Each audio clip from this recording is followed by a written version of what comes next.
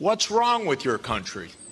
Well, we don't even start by saying the King of Belgium created a slave colony for 30 years.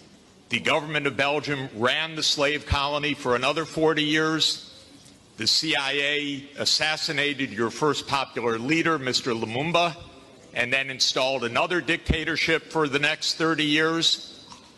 And then Glencore and others now suck out your cobalt without giving you tax income. We don't reflect on that. We say, what's wrong with you? Why don't you govern properly? And so we have a system, but we need a different system.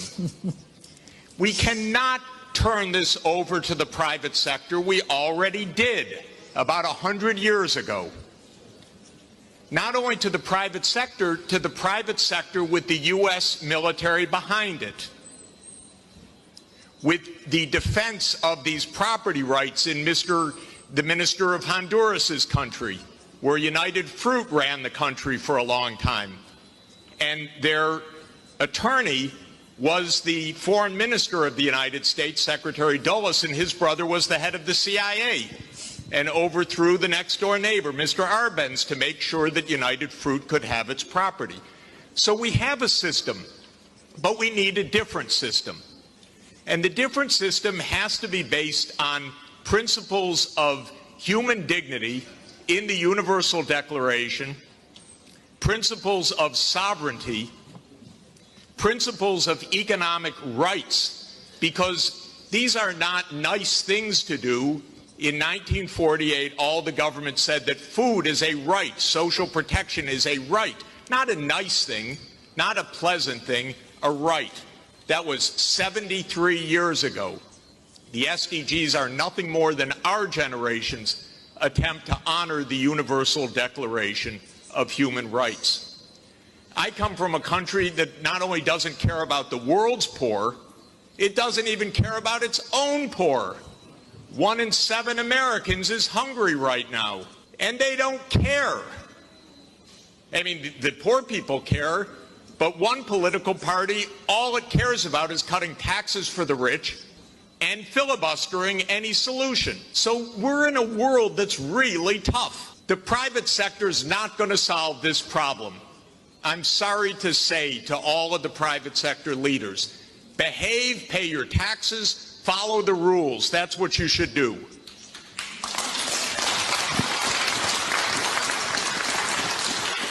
And what the governments should do is the following. They won't, but they should. First, the G20 should become the G21 by inviting systemically the chairperson of the African Union and the African Union to be the 21st country. The European Union is a member of the G20 as the EU. If you add the AU as the 21st for the G21, you add 1.4 billion people to representation at that crucial event. That will change decisively the discussion, because 1.4 billion people are not at the table for finance right now, and they need to be. So my first recommendation is the G21. I love the G20. Add one seat, 1.4 billion people with the AU represented. Second, we need an order of magnitude change of development finance. The rich countries just borrowed $17 trillion for COVID. The poor countries, nothing. Because the rich countries can borrow at 0, and the poor countries pay 5 or 10% coupon rates or have no access at all.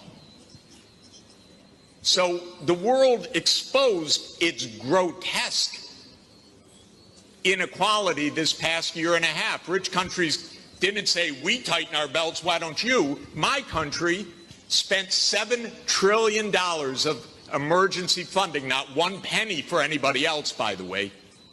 $7 trillion, it didn't even cross the imagination of the U.S. Congress to include a few crumbs for the rest of the world. But the poor countries cannot borrow. That's what we should have heard from the World Bank. I didn't hear that from the World Bank. I didn't hear real numbers.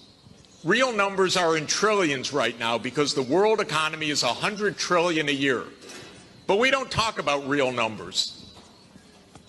But my job, all I know in this world is long division. Divide by 100 trillion and then see whether you're talking about something real or not.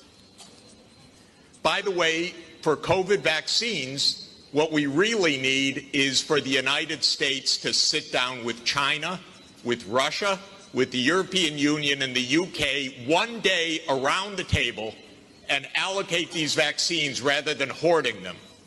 That's all it would take. The final thing is we need the UN as the core and central institution of this world, period. Because this is the only way we're going to have a civilized world is a strong UN. And it cannot be that the whole UN budget is less than my neighborhood's budget in New York. The UN core budget this year is $3 billion. New York City's budget is $100 billion. And then we say, why don't things work well?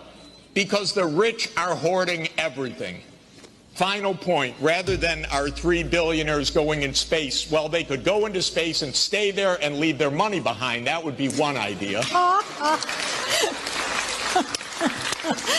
But another idea is we have 2,775 billionaires on the current list. Their combined net worth, 2,700, is $13.1 trillion. Now, I have it on good authority, you don't need more than $1 billion to be comfortable.